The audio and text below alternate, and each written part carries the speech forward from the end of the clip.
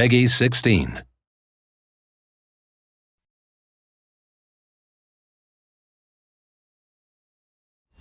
Hi, I'm Doug Cockle. I'm the voice of Victor Vran. You might also know me as Geralt of Rivia from the Witcher series. You've reached Victor. Monster and demonic presence exterminations. Yeah, so I'm a lecturer by day, a hunter of monsters and demons by night. That's a funny mixture, isn't it? I teach what I do, and I do what I teach. What better kind of teacher do you want? Pow, right in the kisser.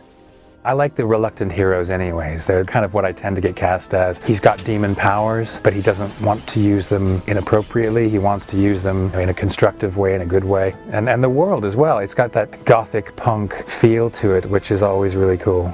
Whether or not there's something that I put into Victor that is special, I can only say that it's some part of me. When we talk about character, some people think that character is odd behaviors or the clothes that you wear, and I always say that those things are all extra. Character is actually the sum total of the actions that you take. So with Victor, I feel like what I was doing was trying to go with him on the journey that had been created for him and bring that to life. But I have to do that through me. That's where it has to come from. Snuffles, I'm home. I have to confess, I've never been a big fan of Motorhead, but I know about them, and I love the character of Lemmy. I just think he's brilliant. So, you know, sad to see him pass. And I do know some of their music, so I was very familiar with what the developers were trying to do. What I was excited about was this kind of mix of music and game. I don't know if it's been done before. I'm not aware if it has, where the music of a particular band is directly tied to the way that the game is developed. I think that was very unique, and I thought that was exciting. And I also liked the idea that Lemmy was going to be in it, and also that Lloyd Kaufman from Troma Films was going to be one of the characters. And I thought, well, this is great. This is a fun thing to be a part of.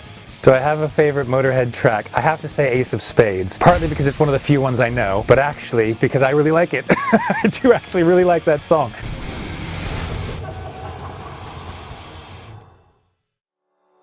I think there are two things that made me become an actor. One was watching my sister in a play. I'd never been in a play before, and I watched her, and she was the jester in this play. And she was hilarious, and people were laughing with her, not at her. You know, I just thought, I want to do that. But it wasn't until I was in university that I actually decided to make it a career. I found that what I was doing wasn't really exciting me. I was a biology major. I was pre-medicine. I was going to be a doctor, but I found I wasn't very good at what I was doing. And I just started thinking about what I really like to do. What do I really enjoy?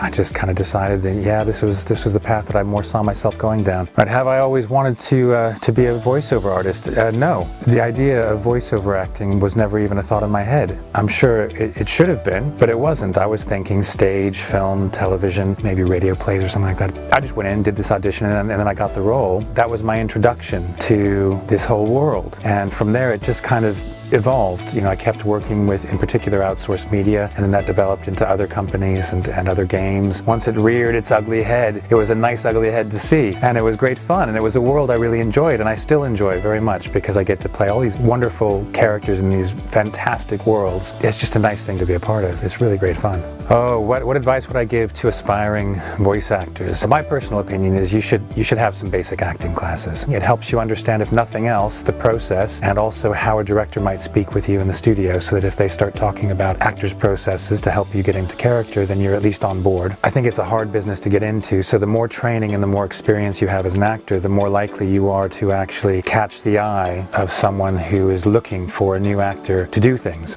If all you want to do is voiceover acting, then put together a series of voiceover samples. Best if you do it professionally, but you can do it on your own. Various audio recording and editing software out there. You can put something together yourself. If you do a little research, you can create a very small, basic home studio. You can create your own. And then just start putting yourself out there. But like all arts, and anything that is arts related, it really depends on the individual. There was somebody in the industry who said, you know, if you want to be a professional actor, if you want to have a career as an actor, there are 3 key things you need to do. Persevere, persevere, and persevere. You just have to keep going, and the industry will knock you back, and you have to step back up and say, here I am again. So start small and grow from there.